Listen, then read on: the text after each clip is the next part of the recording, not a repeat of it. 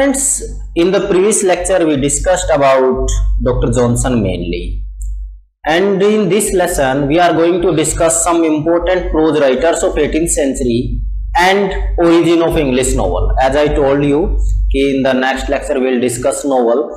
Before discussing novel, we will discuss some important prose writers of 18th century, because so many times we find question from there also. After discussing Dr. Johnson, we come to David Hume. Next one is David Hume.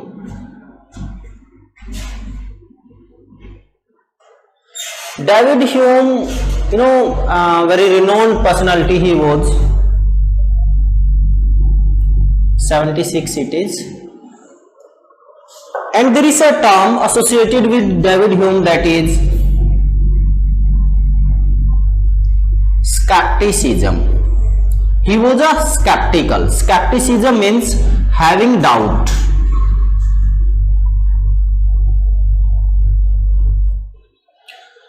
Friends, David Hume wrote so many treatises, books also, and he was a philosopher. David Hume was a philosopher, and his friends used to call him as Le Bon David.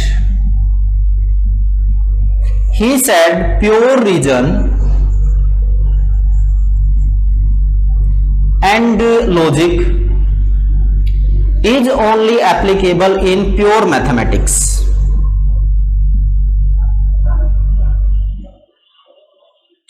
If you want to understand human nature, that is totally opposite to mathematics, then we are to understand the custom and habits. For mathematics, pure logic and reason is applicable. For human nature, development of custom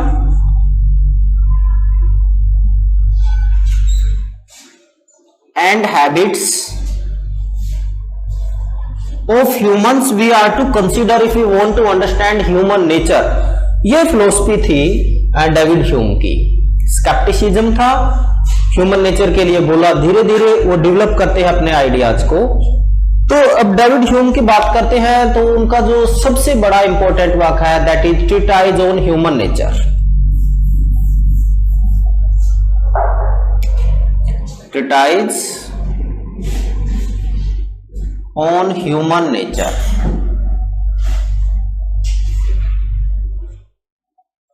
और इसी book के context में ये बात उन्होंने बोली है.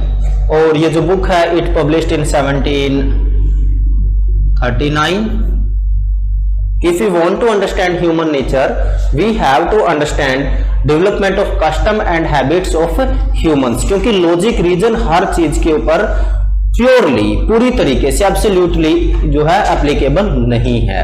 वो एप्लीकेबल प्योर मैथमेटिक्स में है, ऐसा डेविड ह्यूम ने बोला है. तो फ्रेंड्स, इसके बाद इनके जो वर्क्स हैं, 2 सीरीज ऑफ एसेज भी आई अपनी बात को रखने के लिए. 2 और जो इनके इंपॉर्टेंट वर्क्स हैं वो है an inquiry concerning human understanding, and second is an inquiry concerning human principles of morals. An inquiry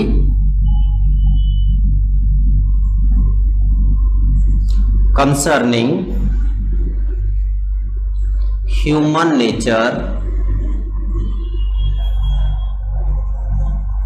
and second one is an inquiry concerning principles of morals. ये 2 और वर्क है जो बहुत ज्यादा इंपॉर्टेंट इनके रहे हैं. जो पहले वाला है उसका पब्लिशिंग ईयर 1748, सेकंड वाले का है 3 इयर्स बाद में, तो हो गया 1751. जो मोरलिटी का कॉन्सेप्ट है, it remains in the centre.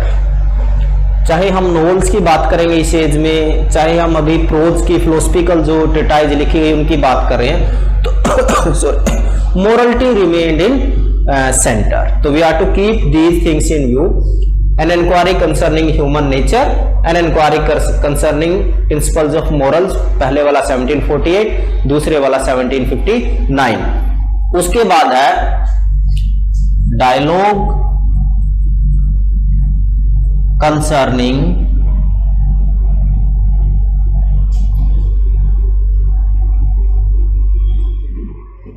Religion morals. ये वाला जो वर्क है फ्रेंड्स, ये बहुत ज्यादा इंपॉर्टेंट रहा और अपनी लाइफ टाइम में इसको पब्लिश करने की वो हिम्मत नहीं जुटा पाए। ये पब्लिश होता है 1779 में, डेथ होती है 1776। अब इसमें ऐसा क्या था कि वो अपने लाइफ टाइम में इसको पब्लिश नहीं करवा पाए। इसमें उन्होंने उस टाइम पे उस एज के जो सेट बिलीफ्स हैं, जो सेट पैटर्न्स है, पैरामीटर्स है सोसाइटी के, it was an attack on the set parameters. ठीक है ना, जो बिलीव्स थे वो उनके ऊपर ये अटैक था। तो अपने लाइफ टाइम में इसको पब्लिश नहीं करवाया और यही work letter became very popular, बहुत ज्यादा फेमस जो उनका होता है। तो ये अटैक था। ये थे डेविड ह्यूम। डेविड ह्यूम से क्वेश्चन कई बार पूछा जाता है, खासकर जो इनका ह्यूमन नेचर वाला है, वो ट्रीटाइज ऑन ह्यूमन नेचर, ये बहुत बार आया और इसी तरीके से आता है कि इसके जो राइटर है वो कौन है। अभी इसके बाद जो दूसरे ऑथर है वो है जेम्स बोसवेल। और जेम्स बोसवेल के बारे में सिर्फ इतना ही बोलूंगा कि उन्होंने लाइफ ऑफ जॉनसन लिखा, बहुत फेमस हुआ। देखिए, जॉनसन करके तो बोसवेल फेमस हुए हैं और बोसवेल ने जॉनसन की पॉपुलैरिटी में जो ऐड किया है वो उनका बायोग्राफी किया है। उसके बाद ओलिवर गोल्डस्मिथ।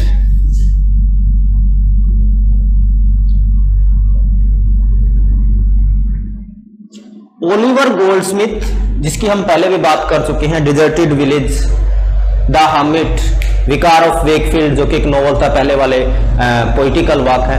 तो इनका जो प्रोज का में इनका कंट्रीब्यूशन रहा वो रहता है इनका। अब यदि प्रोज की बात करें तो इन्होंने काफी कुछ लिखा। The monthly review,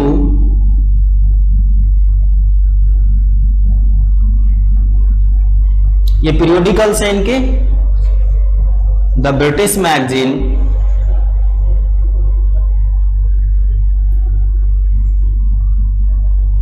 the critical review,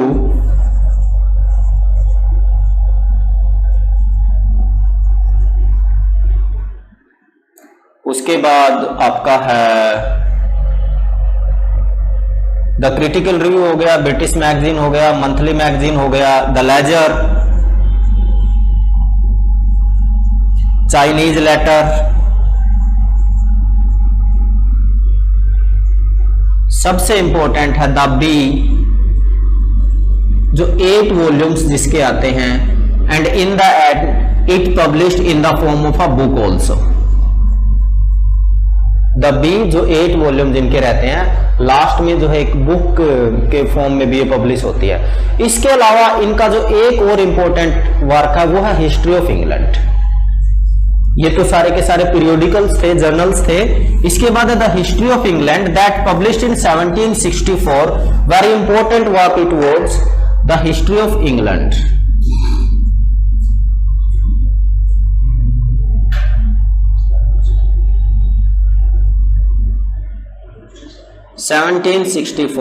very important work.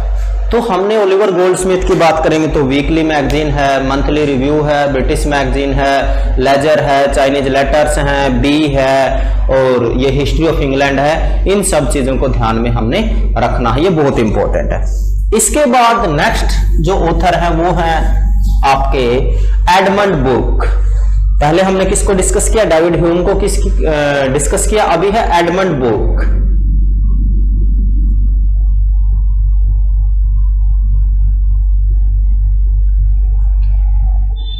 Edmund Burke, born in Dublin,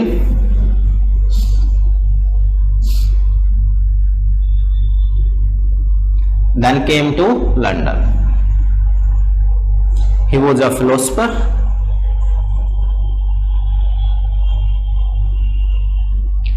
अब जो एडमंड बुर्क का कॉन्सेप्ट है, वो कॉन्सेप्ट क्या है एडमंड बुर्क का? एडमंड बुर्क उसी टाइम पे, जहां एडमंड बुर्क, डेविड ह्यूम, स्मिथ, ये सारे लोग इंग्लैंड में हैं, उसी टाइम पे वोल्टायर, रूसो, ये सारे के सारे लोग फ्रांस में भी हैं। और रूसो ने क्या बोला था? रूसो बात करते हैं ह्यूमन फ्रीडम की। उन्होंने बोला था man is born free but he is everywhere in chains. ऐसा किसने बोला? रूसो ने बोला।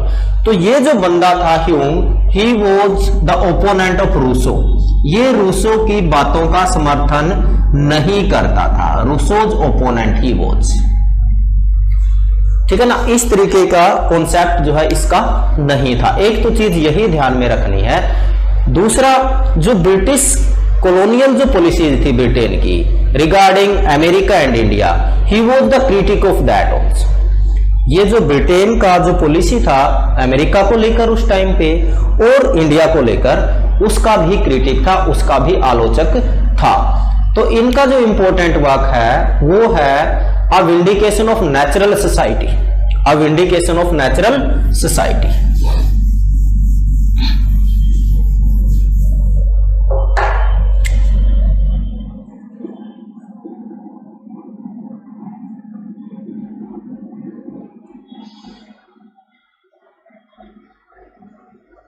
Natural society published in 1756। ये वाला इनका वर्क है, vindication of natural society, published in 76। ये क्या है? It was a satire on the views of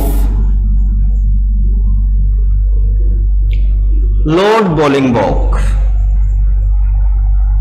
जो बोलिंगब्रोक थे, उनके आइडियाज इनको पसंद नहीं थे, उसको स्टायराइज किया है। हम डिटेल में नहीं जा रहे, सिर्फ वो पॉइंट्स देख रहे हैं जो नेट में पूछे जा सकते हैं। और आपको एक आइडिया होना चाहिए। हो सकता है यही पूछ ले कि ये जो बुक था ये किसके व्यूज के ऊपर जो है स्टायर था। स्टाइकल बुक तो ये था ही। तो it was a satire on the views of Lord Bolingbroke by Edmund Burke. उसके बाद इनका एक वर्क आया जो बहुत इंपॉर्टेंट रहा, वो था thoughts on the cause of present discontent. Thoughts on the cause of present discontent, और ये पब्लिश होता है 1770 में।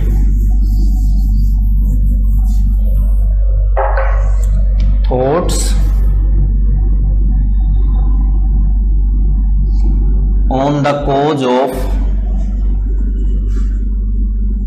प्रेजेंट डिसकंटेंट,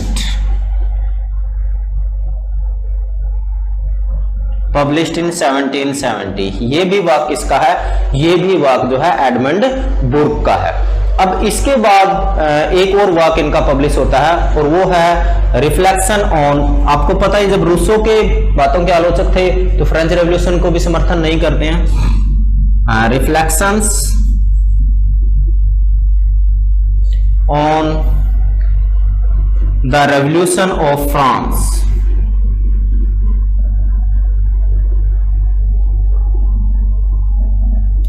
कब? 1790 में। रेवोल्यूशन कब होता है? 1789 में। ये भी क्वेश्चन एक बार आया था, when French revolution took place. ये तो बहुत ही इजी है। तो 1789 और 1790 में बुक पब्लिश होता है reflection on the revolution of France by Edmund Burke. तो ये कुछ इंपॉर्टेंट वर्क्स थे। इसके बाद एक जो क्वेश्चन नेट में 2 बार आ चुका है बुर्क, क्योंकि ये कॉलोनियल पॉलिसीज के तो क्रिटिक थे ही, तो Warren Hastings,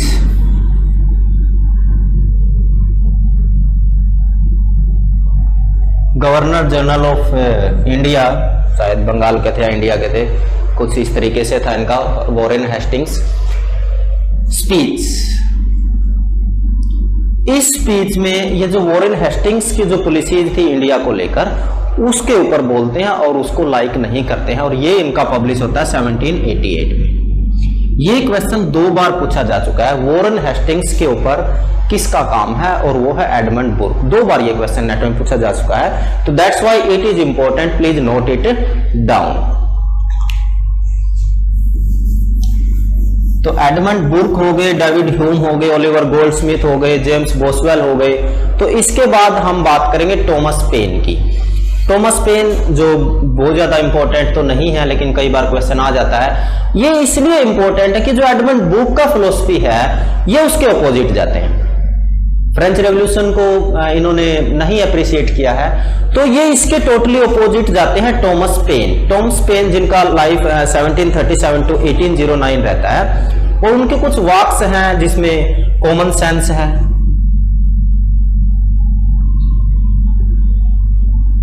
as of reason है, राइट्स ऑफ मैन है। ये टॉमस पेन के कुछ इंपॉर्टेंट वाक है, और ये थे ऑपोजिट थे किसके, बुर्क के।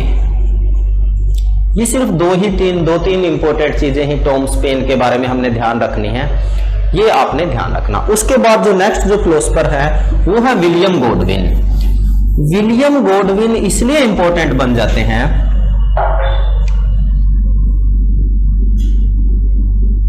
दो तीन चीजें गॉडविन की आपने याद रखनी है। Number 1,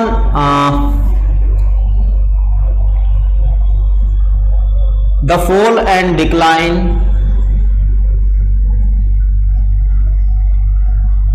of Roman empire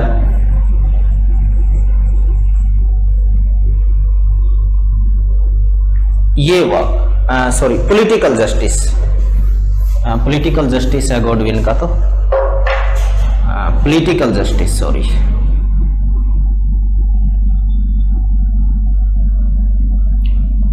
political justice by William Godwin का जो पॉलिटिकल जस्टिस है दैट पब्लिश्ड इन 1793, ये वो वर्क है जो उस टाइम के मोस्टली जो पोएट्स थे, रोमांटिक पोएट्स थे, उनको काफी जो है इंप्रेस करता है। दूसरा, विलियम गॉडविन का मैरी वुllstonecraft से क्या रिलेशन है, ये क्वेश्चन नेट में पूछा था। Mary Wollstonecraft was the wife of William Godwin, और आगे चलकर इनका पीबी शैली से रिलेशन, मैरी शैली और मैरी शैली के हस्बैंड पीबी शैली हैं, तो ये भी क्वेश्चन जो है बनता है। तो यहां से पॉलिटिकल जस्टिस बहुत बार क्वेश्चन आ चुका है, इसको आपने ध्यान में रखना है। उसके बाद एक और वाक इनका है, Caleb of Williams. It's a novel, ये फिलोसफिकल वर्क है, ये नोवेल है कालेब ऑफ विलियम्स, ये इंपॉर्टेंट है, और ये से 93 तो ये 94 में पब्लिश होता है। पॉलिटिकल जस्टिस याद रखना है, मैरी वुllstonecraft, उसके बाद पीबी शैली से इनका रिलेशन, और फ्रेंच जो है रेवोल्यूशन से काफी इन्फ्लुएंस थे, और जितने भी पोएट हुए हैं, क्या बोलते हैं, romantic poet, young poets, they were influenced by William Godwin, political justice, specially PB Shelley. यहां से बहुत बार ये क्वेश्चन पूछा जाता है, तो हमने इसको याद रखना है। तो गॉडविन के बाद जो मैरी वुllstonecraft है, जो इनकी वाइफ हैं,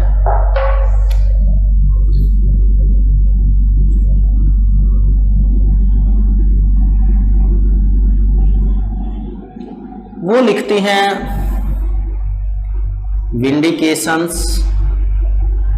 vindication of the rights of women, published in 1792।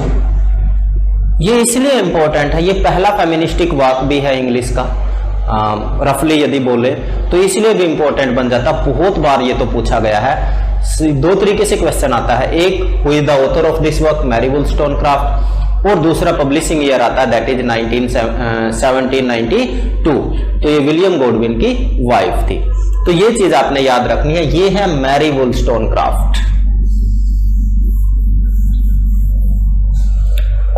उसके बाद एडवर्ड गिब्बन।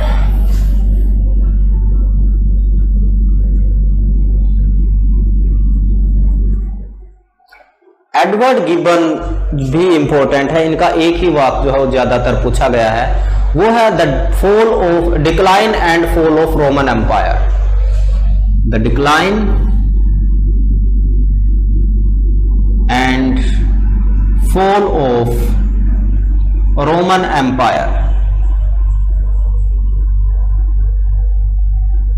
ये बुक कई बार नेट में पूछा गया है कि ये किसका वर्क है, और ये पब्लिश होता है 76 to 88 यानी कि इतने के बीच का ये है, और इसकी 6 वॉल्यूम्स हैं। ये भी कई बार इंपॉर्टेंट हो जाता है। Total 6 volumes written by Edward Gibbon, decline and fall of Roman empire. तो ये थे इंपॉर्टेंट प्रोज राइटर्स। और आज का जो दूसरा सब टॉपिक है that is origin of English novel. Origin of English novel.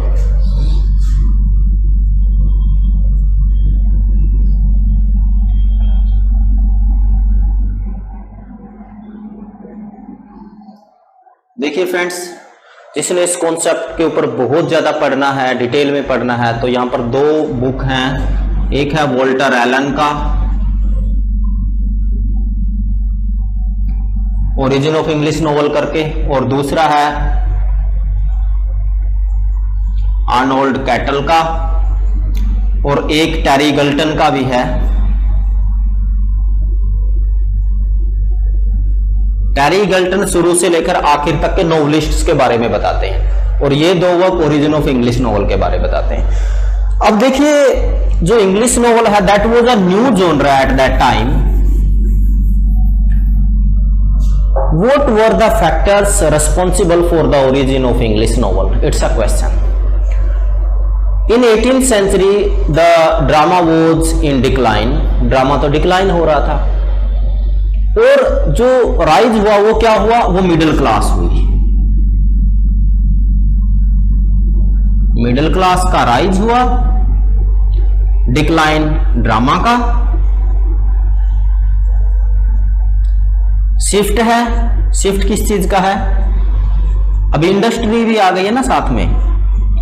अभी तक जो लोग एग्रीकल्चर के ऊपर थे वो धीरे धीरे शिफ्ट करके कोई जो है लेबरर बन रहा, सिटी की तरफ जा रहे हैं। अब उनके लिए, वैसे भी जो ड्रामा थोड़ा बहुत पॉपुलर था भी उस टाइम पे, वो अपर स्ट्रेटा के लिए था। जो मिडिल क्लास था उसके लिए सोर्स ऑफ एंटरटेनमेंट जो है वो क्या बचा था? वो बचा था आपका नोवेल। अब नोवेल ऐसा तो नहीं है कि एकदम से यहां से मिडिल क्लास आया, 18th सेंचुरी आई और रिचर्डसन ने नोवेल लिखना स्टार्ट कर दिया, फील्डिंग ने नोवेल लिखना स्टार्ट कर दिया, ऐसा नहीं है। यदि हम नोवेल की जर्नी देखें तो वो कहां से स्टार्ट करेंगे? वो हम चौसर से स्टार्ट करेंगे। चौसर का जो वर्क है वो है आपका ट्रोलियस एंड क्रेसिड, और ट्रोलियस एंड क्रेसिड यहां से हम मानते हैं अनफॉर्चुनेट ट्रैवलर,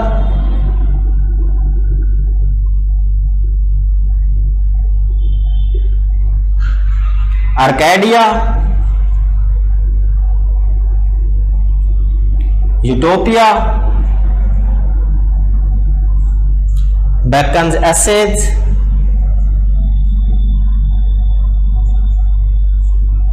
ठीक है ना, और Incognita, it's a play by Congreve,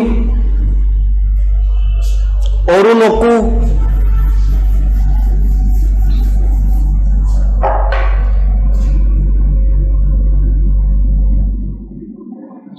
एफ्राबैन,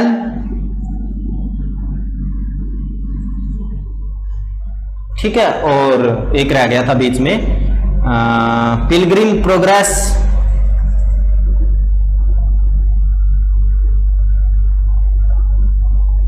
ये किसका है? बनियन का है।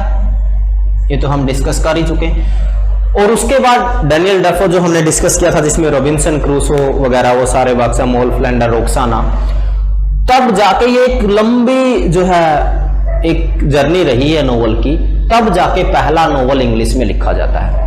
और उसके लिए जो फैक्टर्स थे, डिक्लाइन ऑफ ड्रामा है, राइज ऑफ मिडिल क्लास है, और बल्स भाई कॉमेडीज, रोमांसेज, ये जो लिखे गए उनसे धीरे धीरे। हाँ, एक चीज रह गई, वो जो इंपॉर्टेंट है वो है जो कैरेक्टर का डेवलपमेंट हुआ एडिसन और स्टील में। स्पेक्टेटर जो इनका रहा जिसमें रोजर डी कॉवरली,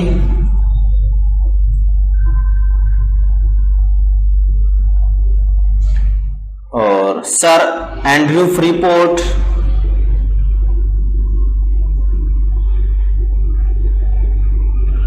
इस तरीके के जो कैरेक्टर्स का डेवलप हुआ, ये बहुत इंपॉर्टेंट बन जाता है।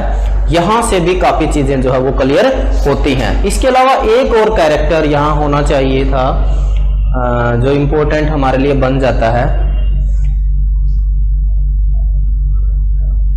वो है विल हनीकॉम।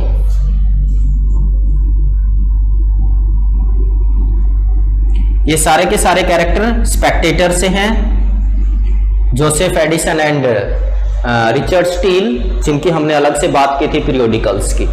तब जाके हम पहले नोवेल के ऊपर आते हैं और उसके बाद डैनियल डेफो, जो ऑलरेडी हम डिस्कस कर चुके हैं। And in 18th century realism, morality, virtue, ठीक है ना, लव थीम वगैरह वगैरह, यहां से लेकर अर्ली 20th सेंचुरी तक जो थीम रहता है वो आपका लव है, एडवेंचर है और सोशल इश्यूज हैं, मैरिज वगैरह जिसकी बात करेंगे। और जो प्लॉट है वो सिंपल नरेटिव प्लॉट रहता है। तब यहां पर जाकर साइकोलॉजिकल नोवेल जो जॉर्ज एलियट के साथ जो है वो शुरू होते हैं। तो यहां तक एक स्पार्ट जर्नी आप इसको बोल सकते हो, रफली यदि बोले तो, डिटेल में ना जाकर। अब हम पहली बार कहां पहुंच रहे हैं? हम जो है पहुंच रहे हैं वो Samuel Richardson.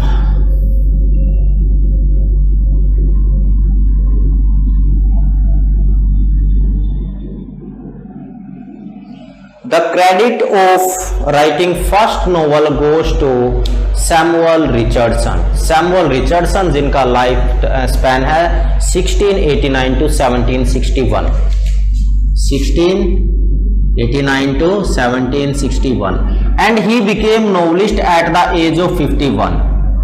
That is also important. Samuel Richardson, who became a novelist at the age of 1761.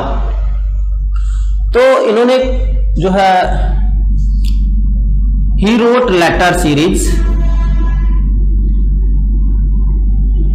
In letter number 138।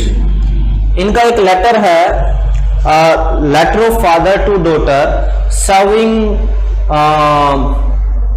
A squire who attempting her virtue, ये लेटर है। और लास्ट में पता चला उनको कि वो सारे लेटर्स जो लिखे गए थे वो गर्ल सर्वेंट को सेंटर में रखकर उसके ऊपर एक पूरा नोवेल वीव करते हैं। And the novel is Pamela, Pamela published in 1740, the first novel written in English. जो पहले नोवेल का जो क्रेडिट है वो पमेला को जाता है, 1740 में पब्लिश होता है। नोवेलिस्ट है सैमुअल रिचर्डसन। पमेला जो है it is written in epistolary form. अब एपिसल क्या होता है? एपिसल माने तो लेटर। तो मैं ऑलरेडी हम बात कर ही चुके हैं कि जो लेटर था उसको ही फिर एक नोवेल में डेवलप करते हैं सैमुअल रिचर्डसन। और at that time he was 51 years old. अब देखिए जो पमेला है मेड सर्वेंट है, मेड है ये, और एक मिस्टर स्क्वायर बी है, स्क्वायर बी। ये कौन है? स्क्वायर बी के घर में पमेला मेड है। जो स्क्वायर बी की मोम है वो पमेला को रखती है अपने घर पे। अब जो पमेला है उसको ये ट्राई करते हैं squire B, try to woo, try to seduce, और लास्ट में रेप तक आ जाते हैं। स्क्वायर बी जो है पमेला के रेप तक आ जाते हैं। अब देखिए यहां से एक चीज क्लियर होती है जो रिचर्डसन के नोवेल से पता चल रहा है कि जो मेल है उसके लिए merely an adventure that is, और वो दोबारा से जेंटलमैन बन सकता है चाहे वो स्क्वायर बी में देखें, चाहे टॉम को देखें, चाहे जोसेफ एंड्रयू को देखें आगे चलकर। लेकिन एक बार एक लड़की का वर्च्यू चला गया तो it goes forever, it never returns. तो इसीलिए जो एक गर्ल है पमेला, वो अपने वर्च्यू का कितना प्रोटेक्शन करती है, लेकिन जब भी ये ट्राई करता है तो इसे सी रिजिस्ट करती है। But when ever he is normal तो see again starts एप्रिसिएटिंग, praising him, और उसको लास्ट में जो है ड्रैग करती है मैरिज तक, लास्ट में जो है मैरिज तक ड्रैग करती है। और ये दिखाने की कोशिश की गई है रिचर्डसन से रिफॉर्मेशन ऑफ अ कैरेक्टर। हालांकि समझ नहीं आता जो इंसान एक रेप तक आ जाता है और पमेला कैसे जो है कन्विंस हो जाती है वगैरह वगैरह, ये तो आज का इशू है। उसमें जो है आप देखोगे क्या चीज देखोगे, एक शिफ्ट देखोगे आप रिचर्डसन में, उसके बाद फील्डिंग के साथ इनको कंपेयर करोगे। यहां पर morality plus virtue, morality plus virtue goes side by side, लेकिन फील्डिंग में ऐसा नहीं है, फील्डिंग में ऐसा नहीं है। तो ये चीज आप ध्यान रखोगे। तो इसमें स्क्वायर बी एक जो है क्या बोलते हैं आपके कैरेक्टर हैं, और इनकी जो मदर है उनको पमेला को रखती है, किस तरीके से उसको सीड्यूस करने की कोशिश की जाती है, लास्ट में उसको मैरिज तक जो है ड्रैग करती है।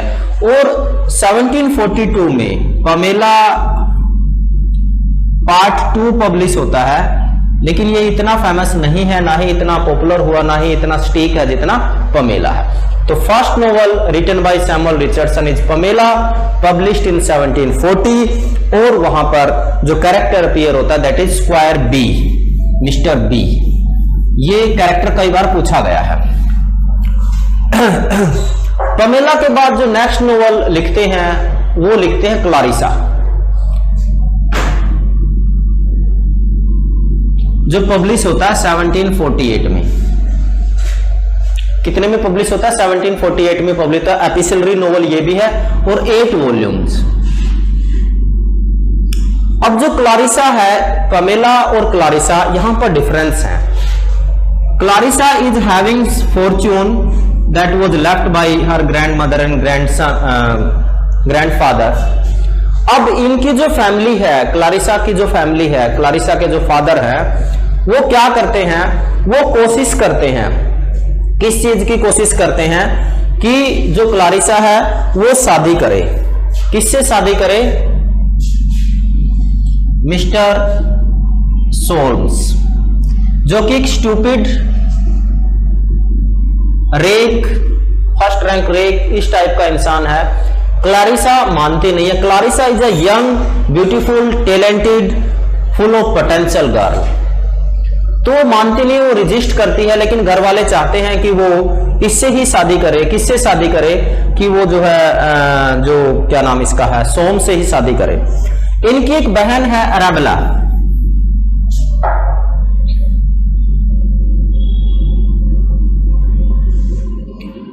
अराबेला सिस्टर है किसकी? क्लारिसा की। ये लव करती है लवलेस से और दिखावा करती है कि I hate Lovelace. She pretend to hate Lovelace but actually she loves Lovelace. और ये जो लड़की है Arabella, she is doubtful with her sister Clarissa. किस चीज का डाउट है? कि शी लव्स लवलेस। हालांकि ऐसा कुछ नहीं है, लेकिन इसको क्लारिसा पे डाउट होता है और ये भी पूरी कोशिश करती है अपने फादर के साथ मिलके कि किसी न किसी तरीके से इसकी शादी मिस्टर सोम से हो जाए, so that she can marry loveless. ये वाला प्लॉट है। अब इसके बाद एक कैरेक्टर है इसमें, अन्ना हो।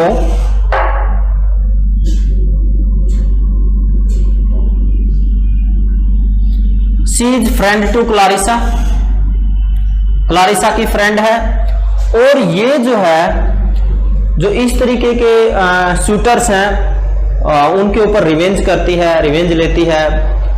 ऐसा जो है कैरेक्टर अन्ना हो का है। She is also intelligent, witty girl.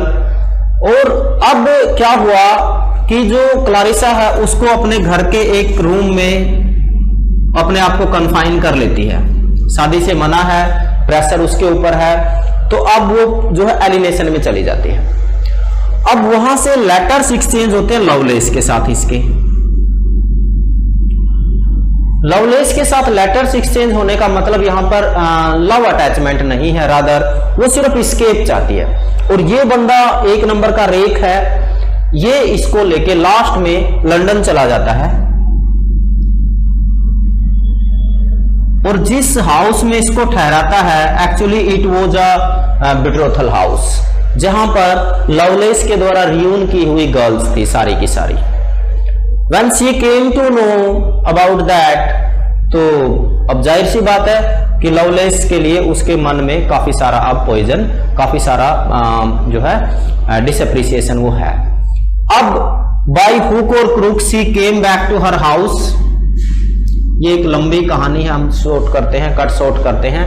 और यहां आके लास्ट में, और ये इसका रेप भी करता है, लवलेस ऑल्सो रेप क्लारिसा। इसको जो है वो क्या बोलते हैं रेप भी करता है और लास्ट में वो अपने उसी रूम में उसकी डेथ हो जाती है। Just like a Christian figure, just like a saintly figure, ये क्लारिसा का जो है कैरेक्टर है, क्लारिसा का नोवेल है। तो ये थे आपके क्लारिसा, जो रिचर्डसन का सेकंड नोवेल है, बहुत इंपॉर्टेंट है। यहां पर आप अन्ना हो, लवलेस, सोम्स, क्लारिसा, ये सारे कैरेक्टर्स के नेम याद रखोगे। उसके बाद जो नेक्स्ट जो इनका वर्क है वो है आपका sir Charles Grandison, appeared in 1754। Sir Charles ग्रैंडिसन।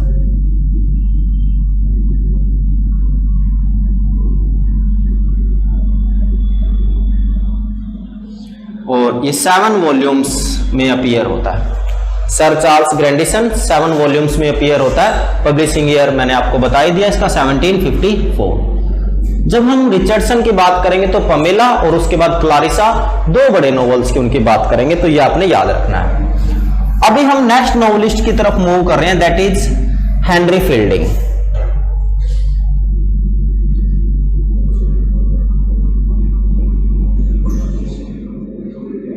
We are talking about the 4 pillars of English novel: Samuel Richardson, Henry Fielding, Tobias Smollett और लॉरेंस स्टर्न। इनको 4 जो है पिलर बोला गया है। और ये जो है इनका लाइफ स्पैन लिखा नहीं है, 1707 to 54 ये इनका लाइफ स्पैन है। अब देखिए इंटरेस्टिंग चीज क्या है, पहले नोवेल का क्रेडिट रॉबिन्सन क्रूसो को नहीं जाता, ठीक उसी तरीके से पहला नोवेल लिखने वाले सैमुअल रिचर्डसन को फादर ऑफ इंग्लिश नोवेल का टाइटल नहीं जाता। Who is father of English? Henry Fielding is father of English novel. Father of English novel. Fathers ये याद रखने हैं, पहले भी मैंने रिपीट किए थे ये सारी चीजें। Father of English novel is Henry fielding. अब देखिए हेनरी फील्डिंग अपना जो इनका कंटेम्परेरी है रिचर्डसन, मोरलिटी के इश्यू पे दोनों की जो राय है वो अलग अलग है, वर्च्यू के इश्यू पे दोनों की राय अलग अलग है। अब देखिए इन्होंने जो नोवेल लिखा उसको कॉमिक एपिक इन प्रोज, ये हम यूज करते हैं टॉम जोन्स के लिए। कॉमिक एपिक इन प्रोज, ये बहुत बार क्वेश्चन आया कि जो टॉम जोन्स है that's a comic epic in prose. Richardson लिखते हैं I do not right of man, rather I write of manners. I do not write of individual, rather I write about species. ये statement किसका है? ये जो है इनका स्टेटमेंट है फील्डिंग का, बहुत इंपॉर्टेंट ये है। अब देखिए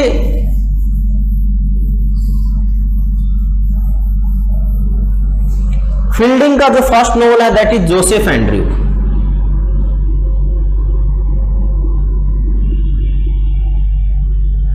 It published in 1742. It's a parody of Pamela. ये क्वेश्चन बहुत बार नेट में पूछा जा चुका है कि जो जोसेफ एंड्रयू है वो किस वर्क का पैरोडी है, that is Pamela by Richardson. इसमें जो जोसेफ एंड्रयू है, जोसेफ एंड्रयू को माना गया है ब्रदर टू पमेला, ठीक है ना। और लेडी बूबी जो है शी इज आंट टू क्या उसका नाम था, स्क्वायर बी। ये भी क्वेश्चन कई बार आया है, तो ये भी जो है कॉन्टेक्स्ट हमें पता होना चाहिए। अब हम बात करते हैं जोसेफ एंड्रयू की, थोड़ा सा समरी समझने की कोशिश करते हैं। और इसका जो कंप्लीट टाइटल है जोसेफ एंड्रयू का, वो है the history of adventures of Joseph Andrew and his companion mister Abraham Adam, जो कि एक पार्सन है। ये इसका कंप्लीट टाइटल है, ये भी याद रखना। तो फ्रेंड, जोसेफ एंड्रयू जो है वो सर्वेंट हैं किसके यहां, लेडी बूबी के यहां। अब Lady Booby is a widow as well as a lusty woman. She tries Joseph but Joseph resisted. Joseph क्या करता है, रेजिस्ट कर देता है, उसकी जो फिजिकल जो एपेटाइट है उसको सेटिस्फाई नहीं करता है। इसके बदले ये क्या कर देती है, इसको सस्पेंड कर देती है, काम से निकाल देती है। अब ये किस एक चीज रह गई थी, it is written in picaresque tradition. Picaresque, picaro एक वर्ड है जिसका मतलब लैटिन इटालियन वर्ड है जिसका मतलब रोज होता है। अब ये जो है रोड के ऊपर है, और यहां पर इसको एक और कैरेक्टर मिलता है, दैट इज पार्सन एडम्स। ये कैरेक्टर अपने आप में पूरे इंग्लिश लिटरेचर में यूनिक है, अनोखा है। अब आप देखोगे जो पार्सन एडम्स है, Parson Adam is not aware about the world, क्योंकि he was living the life of church. उसको बेचारे को बाकी दुनियादारी में क्या चल रहा है उसका नहीं पता। ये जो नोवेल है, ये जो है जो डॉन क्विक्सोट है, कार्वेंटीज का नोवेल है, उसका इमिटेशन है, उससे काफी इन्फ्लुएंस ये है। अब जो डॉन क्विक्सोट है वो उसकी गलती क्या है, वो क्या गलती करता है, वो वर्ल्ड को एक ड्रीम मान के चलता है, एडवेंचर करता है ना वहां पे। और जो पार्सन एडम्स है वो उस वर्ल्ड से अनअवेयर है, ये आपने ध्यान रखना। अब एडम पार्सन जो है वो इनके साथ मिलते हैं और काफी सारी जो है एक्टिविटीज वहां पर होती हैं, लड़ते हैं जोसेफ एंड्रयू वगैरह, कई सारी लेडीज से मिलते हैं, रिलेशंस बनते हैं। और इनकी जो बिलविड है दैट इज फनी, क्या फैनी, सॉरी फैनी। लेकिन जो पिकास्क नोवेल होते हैं उनका एंड हमेशा स्मूथ होता है, और जो फैनी और जोसेफ जो है वो लास्ट में वो मिल जाते हैं। फैनी और जोसेफ जो है वो लास्ट में मिल जाते हैं। तो इस तरीके का आपने ध्यान रखना है। पार्सन एडम्स की बात हो गई हमारी, और जोसेफ एंड्रयू, लेडी बूबी, ये सारे के सारे जो कैरेक्टर हैं ये आपने याद रखने हैं। इसके बाद जो वर्क है that is masterpiece of Fielding, that is Tom Jones.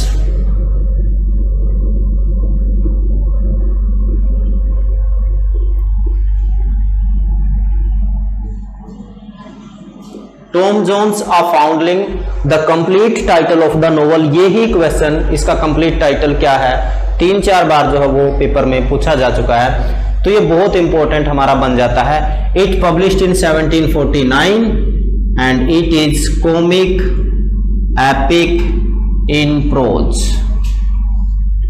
S T Coleridge जो 3 वर्क्स की प्लॉट की बात करते हैं उसमें से टॉम जोन्स एक है, बहुत इंपॉर्टेंट है। अब देखिए जो टॉम जोन्स हैं, अ फाउंडलिंग, फाउंडलिंग क्या होता है, एन ऑर्फन चाइल्ड, जो ऑर्फन चाइल्ड होता है, वॉन्डरर होता है, घर वगैरह नहीं होता, इस तरीके से बच्चे को जो फाउंडलिंग बोलते हैं। अब जो टॉम जोन्स हैं इनको स्क्वायर अलवर्दी,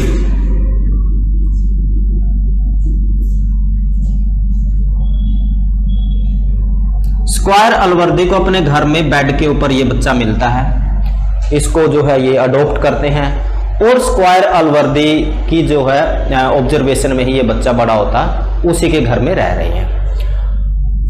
एक इनके नेफ्यू हैं बिलफिल। कौन है ये? स्क्वायर अलवर्दी के नेफ्यू हैं और बाद में पता चलता है ये जो टॉम है उसके रियल हाफ ब्रदर निकलते हैं, because Tom was an illegitimate child, ये बाद में पता चलता है। और तीसरे नंबर पे जो कैरेक्टर है टॉम का वो सोफिया है।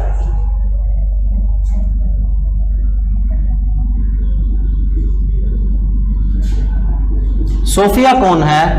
सोफिया है स्वीट हार्ट ऑफ टॉम। अब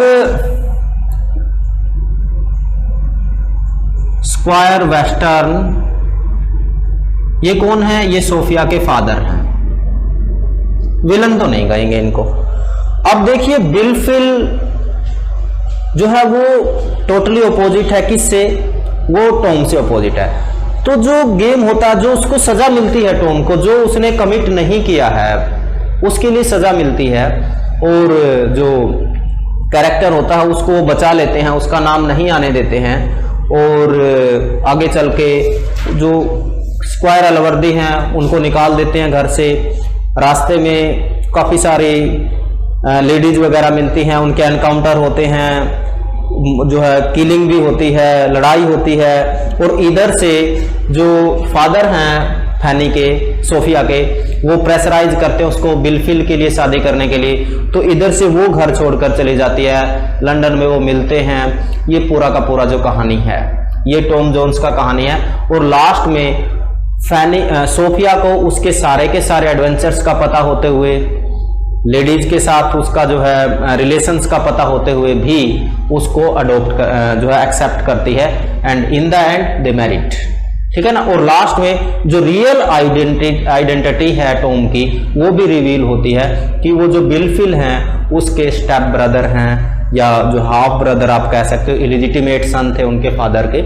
तो ये वाला जो कहानी है, ये कहानी है आपका, वो कहानी है क्या बोलते हैं इसको, Tom Jones a foundling, published in 1749। अब इसके बाद जो है इसकी हमने बात की, लगभग 900 पेजेस का नॉवल है ये।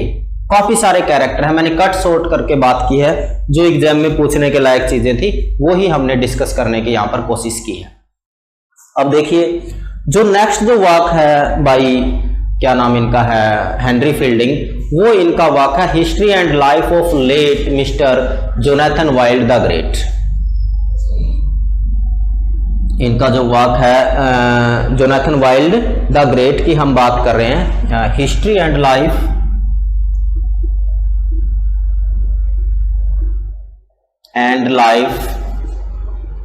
Of late mister Jonathan Wild the great.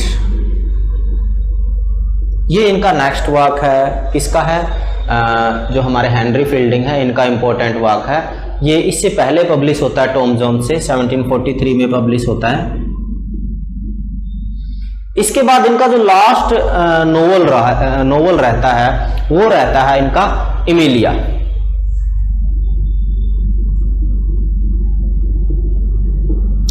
ये पब्लिश होता है 1753 में। इसको हटा देते हैं। इमिलिया से आपको सिर्फ 2 ही 3 चीजें ध्यान रखनी है। एक तो इनका लास्ट नोवेल है, पब्लिशिंग ईयर 1751 है, और अब इसमें जो कैरेक्टर हैं, एक तो इसमें आपने याद रखना है ग्रिसेल्डा को। ये हीरोइन ऑफ द नोवेल है।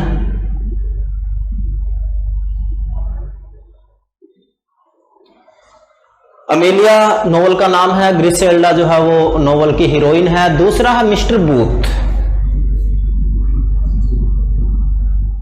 मिस्टर बूथ कौन है? ये एमिलिया के फादर हैं। एक कैरेक्टर हारग्रेव, ये आपने याद रखना। थोड़ी सी बेसिक सी चीजें, 2-3 कैरेक्टर कई बार पूछ लेता है, पब्लिशिंग ईयर का पता होना चाहिए, और रिटन बाय हेनरी फील्डिंग, ये तो आपको पता है ही। इसके बाद इनका जो वाक रहा, ये नोवेल नहीं है बट हमें पता होना चाहिए, पूछ सकता है वो है a voyage to Lisbon. A voyage to Lisbon, ये याद रखना हम ना। Journal to voyage, a journal to voyage of Lisbon. Libson या लिस्बन, लिब्सन होता है या लिस्बन होता है, और ये पब्लिश होता है 1755 में। That is also by Fielding. ये सेकंड पिलर थे हेनरी फील्डिंग जिनका नाम है, तो ये आपने याद रखना। तीसरे नंबर का जो पिलर है वो है टोबियास स्मोलेट। कौन है? टोबियास स्मोलेट।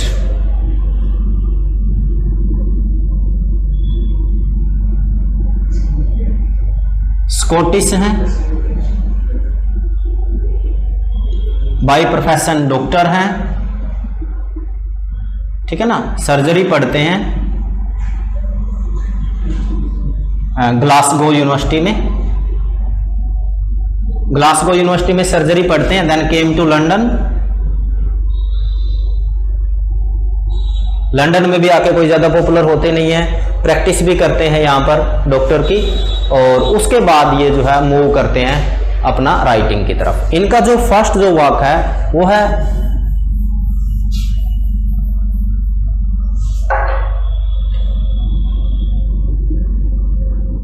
Rodrik random.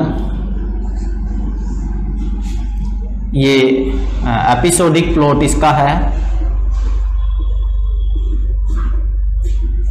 पिकास्क ट्रेडिशन में ही लिखा गया नोवेल ये भी है। क्या बोलते हैं इसको, टोबियास स्मोलेट का जो रोड्रिक रैंडम है, एपिसोडिक प्लॉट है। इसकी कहानी क्या है कि जो रोड्रिक है, इसको ही suppose that his father had died, लगता है ऐसा, फादर की डेथ हो गई है,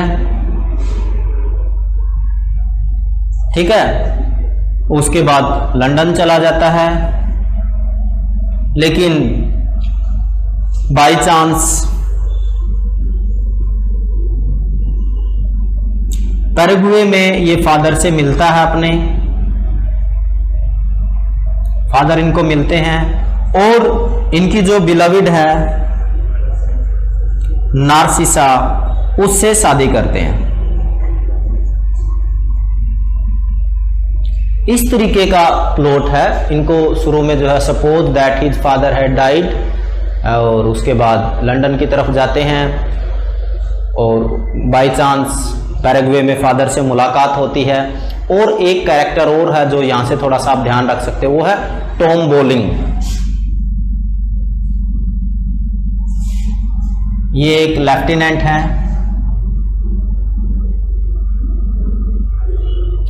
सिर्फ इतनी सी चीजें आपको याद रखनी है रोड्रिक रैंडम से, ये इंपॉर्टेंट है।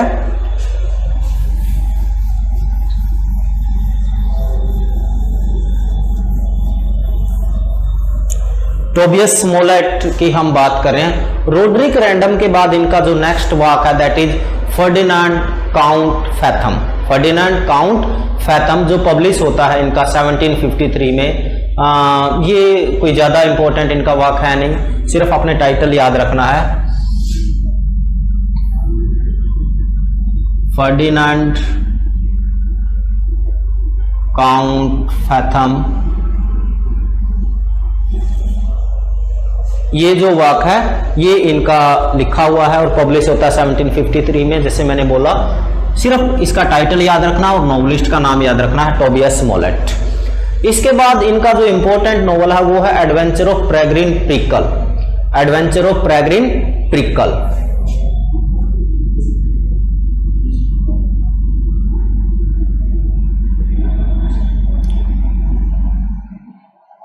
प्रिकल ये इनका लॉन्गेस्ट नॉवल है, ये एक बार पूछा गया था।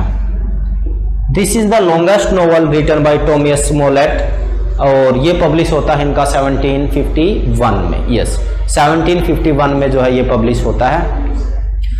ये भी इतना ज्यादा इंपॉर्टेंट नहीं है। एक इनके बारे में क्वेश्चन 2-3 बार नेट में पूछा गया है कि इनका मास्टरपीस कौन सा है। इनका मास्टरपीस है हम्फ्री क्लिंकर। मास्टरपीस कौन सा है? That is Humphry Clinker, published in 1771। Humphry Clinker, ये इंपॉर्टेंट है। It is the masterpiece of Tobias Smollett. Tobias Smollett का ये मास्टरपीस है। इसमें आपने 2-3 चीजें याद रखनी है। वो कौन कौन सी हैं? एक तो ये कि it was written in Italy. उस टाइम जो है ये इटली में थे। Written in Italy. इसमें जो कैरेक्टर है वो मैथ्यू ब्रैम्बल। कौन है?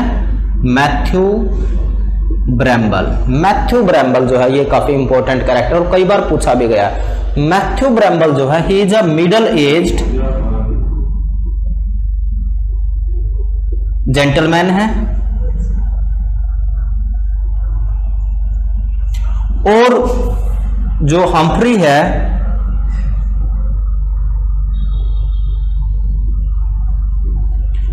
he was the illegitimate son of Henry, क्या नाम इनका? मैथ्यू ब्रैम्बल। इलेजिटिमेट सन जो है वो किसका है? ये हम्फ्री क्लिंकर जो है ब्रैम्बल के वो सन है, इलेजिटिमेट सन है। ये वाला इनका नोवेल था, that is Humphry clinker. Last novel और मास्टरपीस भी है। ये थे थर्ड पिलर। अब हम लास्ट पिलर की बात कर रहे हैं, fourth pillar, that is Lawrence stern.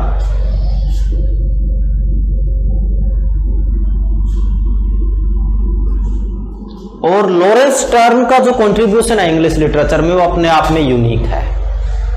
इनका लाइफ जो रहा वो रहा 1713 to 68। एक ही वाक है, ट्रिस्ट्रैम सैंडी। ट्रिस्ट्रैम सैंडी जो कि इनकी 9 वॉल्यूम्स हैं, ट्रिस्ट्रैम सैंडी की, नंबर 1। और दूसरा जो इंपॉर्टेंट चीज है वो ये है कि इसका प्लॉट, काफी सारे क्रिटिक्स ने इसको क्रिटिसाइज किया, कुछ लोगों ने इसको अप्रिशिएट भी किया लास्ट में आके। अब इसकी खूबसूरती ये, नंबर 1 तो सैंडी का पता होना चाहिए, ये भी क्वेश्चन आया है एक बार। सैंडी क्या है? सैंडी इज योर्कशायर डायलेक्ट है, ठीक है जी। अभी इसमें टोटल जो है वॉल्यूम है, जो हीरो है, ये क्वेश्चन 3-4 बार आ चुका है। Hero was born in volume number 4। जो वॉल्यूम जो बुक का हीरो है वो ही पैदा जो 4th बुक में पैदा होता है। ये दूसरा इंपॉर्टेंट चीज क्या है कि जो इसमें कैरेक्टर है अंकल टोबी,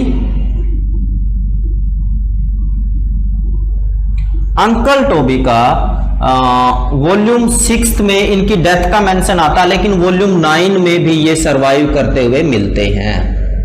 एक ये है। तीसरा जो है वॉल्टर सैंडी। ये वॉल्टर सैंडी कौन है? ये वॉल्टर सैंडी है फादर ऑफ ट्रिस्ट्रैम सैंडी। यहां जो सबसे इंपॉर्टेंट कैरेक्टर है वो अंकल टोबी है, ठीक है ना। अब इसमें डाइग्रेशंस खूब हैं,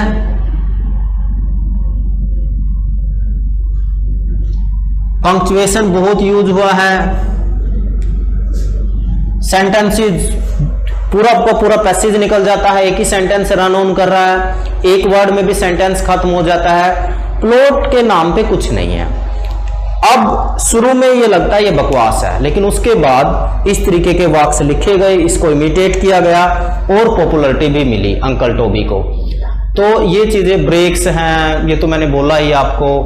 और पूरे के पूरे एक चीज रह गई, हाँ, जो वॉल्यूम 4 में ये पैदा होते हैं, पूरी बुक में हीरो जो है वो इन्फेंसी से नहीं निकलते, बच्चा ही रहता है। तो जो पूरा का पूरा जो नोवेल का जो सेंटर ऑफ अट्रैक्शन है वो अंकल टोबी रहते हैं, ठीक है। ये वोल्टर सैंडी हैं, अंकल टोबी हैं, ट्रिस्ट्रैम सैंडी खुद जो प्रोटैगनिस्ट हैं, जो इनका वाक है ये एक ही सिंगल वाक है और इस तरीके का दूसरा वाक अब तक इंग्लिश लिटरेचर में लिखा नहीं गया है। अभी हम इसके बाद जो है, जो इस टाइम के बचे हुए मैकेंजी वगैरह छोटे नोवेलिस्ट हैं उनको डिस्कस करेंगे, गोथिक नोवेल को डिस्कस करेंगे, जेन ऑस्टन तक पढ़ेंगे नेक्स्ट लेक्चर में। Thank you.